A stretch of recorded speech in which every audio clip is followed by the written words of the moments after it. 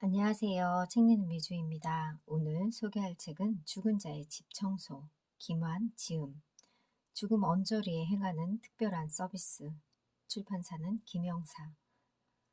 이 책을 살까 말까 망설였던 책입니다. 조금 주제가 무거울 것 같아서 망설였는데 이분이 얼마 전에 TV에 나온 걸 보고 이 책을 사고 싶다는 생각이 들어서 읽게 되었는데요. 주제는 무겁지만 이분의 일이 정말 고귀하고 소중한 직업이라는 생각이 들었습니다. 고독사에 대해서 생각해보는 그런 시간도 되었고요. 그렇게 삶을 살지 않으려면 어떻게 해야 될까 하는 생각도 해봤습니다. 저자를 소개하겠습니다. 김완, 서울에서 태어나 부산에서 자랐고 대학에서 시를 전공했다. 출판과 트렌드 산업 분야에서 일하다가 전업작가로 살고자 30대 후반에 돌연 산골 생활을 했다. 그 후 취재와 집필을 위해 몇 년 동안 일본에 머물며 죽은 이가 남긴 것과 그 자리를 수습하는 일에 관심을 두게 되었다. 동일본 대지진을 겪은 후 귀국하여 특수청소 서비스 회사 하드웍스를 설립하고 일하고 있으며 일상적으로 맞닥뜨리는 죽음 현장에 드러난 인간의 삶과 존재에 대한 기록을 남기고 있다.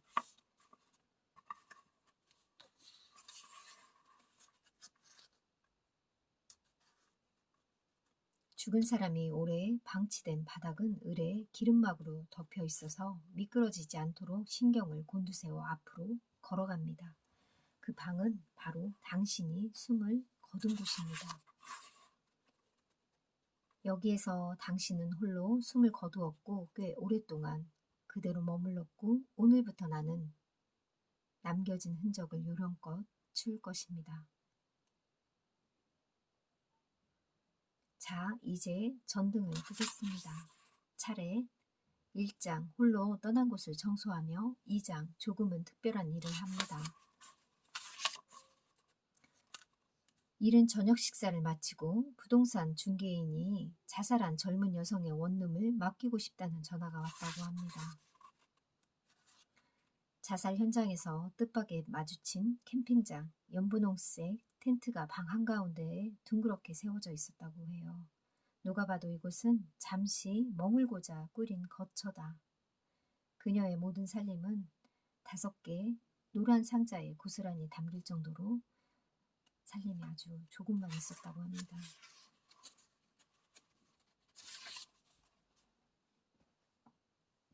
가방 속에서 이력서가 발견되었다. 그녀는 고등학교 졸업과 동시에 대기업 휴대전화 부품 공장에서 일했다.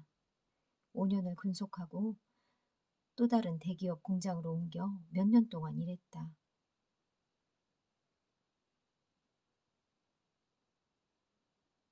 텐트 뒤에서 책 몇 권을 발견했다. 이 세상에 캠핑을 온 것처럼 실로 간단한 살림을 꾸리면서도 그녀의 곁을 지켜준 책이 무엇일까 궁금했다. 아무것도 하지 않을 권리, 참 소중한 너라서 행복이 머무는 순간들, 아주 조금 울었다. 내 마음도 모르면서. 마음의 위로가 필요한 사람을 위한 책이다. 그녀의 마음을 아주 사소한 곳조차 제대로 알지 못하는 나는 동료가 알아채지 못하게 눈물을 훔치고 책들을 서둘러 자루에 쏟아부었다. 저는 저자가 이분 생각이 기억에 많이 남아서 이렇게 첫 장에 썼을까 하는 생각도 해봤고요. 맨 앞장에 있는 그녀의 이야기에 정말 너무 슬펐습니다.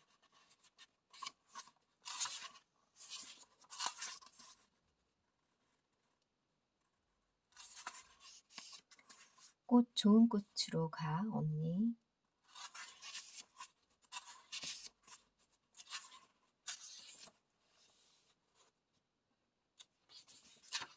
지독한 우울증으로 오랫동안 집 밖에 나오지 못하고 집거하던 세입자는 언젠가부터 월세를 내지 않는다고 그런 연락이 와서 가봤는데 그렇게 자살한 경우도 많이 있다고 하고요. 가난한 자의 죽음. 주로 가난한 이가 혼자 죽는 것 같다. 가난해지면 필연적으로 더 고독해지는가? 옆집에서 풍기는 이상한 냄새를 의아하게 여겨서 신고하는 경우도 있고요. 고독사, 나 같은 일을 하면서 유족이 시신 수습을 거부하는 상황을 보는 일은 별스럽지 않다. 진작 인연이 끊긴 가족과 생명부지에 먼 친척이 느닷없이 부음을 듣고 집을 정리하는데 드는 비용을 제가 책임지겠습니다. 이렇게 나서는 사람은 좀처럼 없다. 혹시 빚을 떠안지 않을까 빚의 속도로 재산 포기각서를 쓴다고 합니다. 그리고 고독사는 그런 사람들의 집들 중에서 이렇게 정기공급 제한 예정 알림 이런 스티커도 붙어있고 빨간 딱지가 붙어있는 경우도 있다고 합니다. 돈과 쓰레기의 구별, 즉 가치 있는 것과 없는 것의 경계가 허물어져 자본주의적 특징을 무색하게 만드는 이 상황.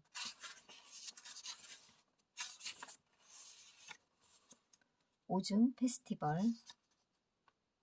저는 이 부분을 읽고 정말 이분의 일이 정말 직업의식이 투철하고 소명의식이 많지 않으면 이 일을 할 수 없겠다는 생각을 했습니다.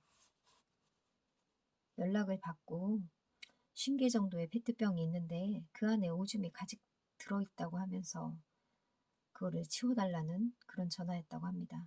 그래서 1시간이면 끝낼 수 있으리라고 생각을 하고 그 집에 갔다고 합니다. 그런데 그 집을 50개의 페트병을 치웠는데 다른 방문에 열어보니 3,000개에서 5,000개 정도의 페트병이 나왔다고 합니다. 병 10개를 열면 그중 한두 꼴은 샴페인처럼 펑 터지고 뚜껑이 천장을 향해 튀어오르고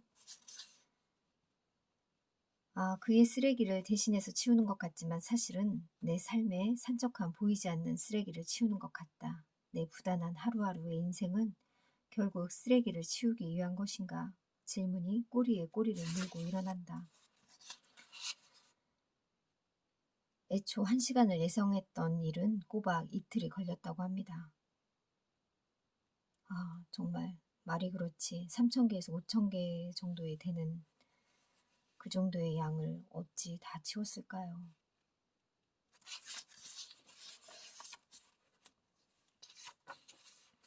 고양이가 죽었다는 그런 전화를 3번 오늘 받았다. 고양이를 가족으로 받아들이고 함께 산 지 10년이 넘은 애묘인으로서 고양이 사체를 볼 때마다 너무나 슬프다고 합니다. 사랑받는 만큼 버림받는 고양이도 많다. 응석을 부리며 잘 살다가도 돌연 집 밖으로 뛰쳐나가 스스로 야생의 삶을 선택하기도 한다. 2달이면 너끈히 4~5마리를 출산하는 고양이는 개체 수가 기하급수적으로 늘어나서 도시의 또 다른 문제가 되었다. 도시 곳곳에서 고양이 죽음을 맞는다고 합니다. 죽은 자의 집을 치우는 일과 죽은 고양이를 거두는 일 중에 어느 쪽이 곤란하냐고 묻는다면 저자는 잠시도 지체하지 않고 고양이를 거두는 쪽이라고 말하고 싶다.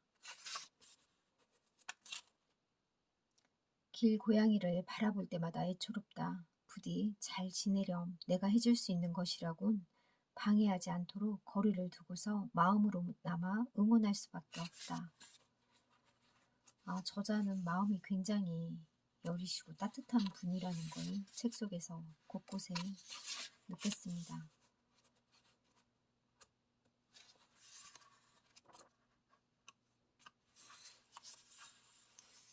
서가 남겨진 책을 보면서 죽은 이에 대해 생각한다. 꽂힌 책 제목만으로도 그 사람이 어떤 사람인지 유추해낼 수 있잖아요.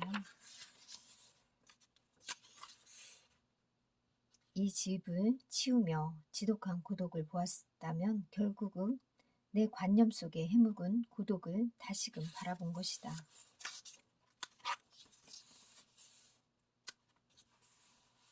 어느 한 사람도 빠짐없이 모두 특별하다고 말하면 어떨까? 우리가 하는 모든 일이 고귀하다고, 그리고 내가 하는 이 일도 너무나 소중한 직업이라고. 집을 비우는 즐거움. 힘들지 않으세요? 죽은 이와는 직접적인 연관이 없는 사람들이 보통 이런 말을 한다고 합니다. 힘들지 않다고는 말하기 힘듭니다. 실로 어이없고 모호하기 짝이 없는 답변이다. 어느 날 또 누군가가 일할 때 괴롭지 않으냐고 물으면 언젠가 한 번쯤은 이렇게도 대답해보고 싶다. 글쎄요, 그게 말이죠. 즐겁지 않다고 말하기도 힘듭니다. 이 저자는 이 일에서 찾는 즐거움 하나를 꼽으라면 단연코 해방감이라고 합니다.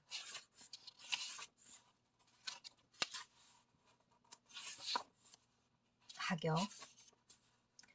어느 날 저자는 중장년 남성의 목소리로 쉬는 넘은 것 같은데 어떤 남자분에게 전화가 왔었대요. 죽은 사람 집 하나 완전히 정리하는데 돈이 얼마나 드냐고.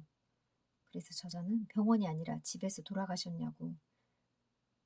상대방은 네 그렇다 치고 이런 식으로 말을 하는 분의 전화를 받았다고 합니다.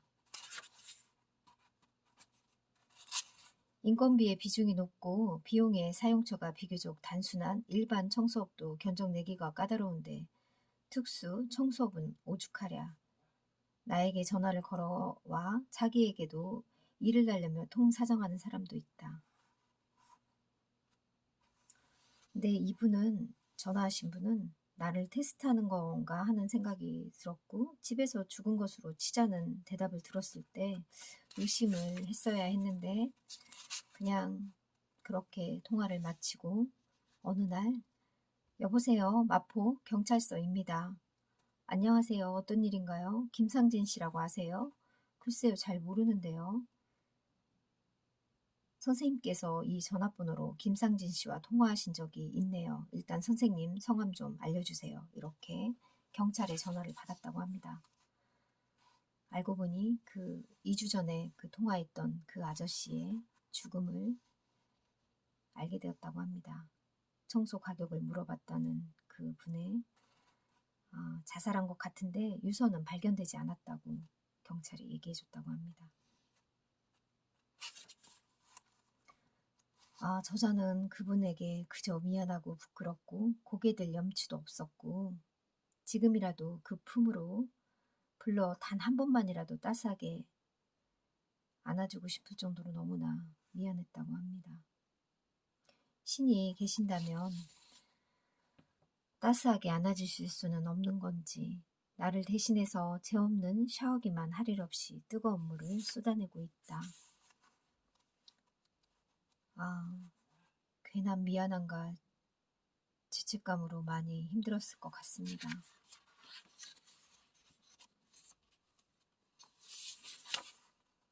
내가 청소를 맡은 현장은 유독 돈 문제로 자신과 배우자와 직계존속 간의 앙심을 품거나 우발적인 다툼이 일어나 파국을 맞이하는 경우도 많다고 합니다.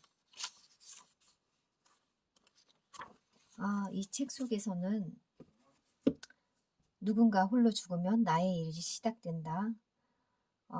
조금 끔찍한 부분도 많이 나오기도 하는데 한 번쯤 읽어보면 좋겠다는 생각이 들었습니다. 이 책을 통해 몰랐던 부분도 알게 되었고 저자는 이곳을 치우면서 당신의 이름과 출신 학교, 그것은 당신에 대해 어떤 진실도 말해주지 않는다고 당신에 대한 것이 아니라 당신을 향한 이곳의 남은 자들의 마음이 더 중요하다고 저자는 얘기하더라고요. 이분의 노고와 감사함을 느끼면서 정말 이런 분들을 피하는 분들도 계시거나 안 좋은 시선으로 바라보는 사람들도 있다고 합니다. 따뜻한 격려를 해주는 게 좋을 것 같습니다. 감사합니다.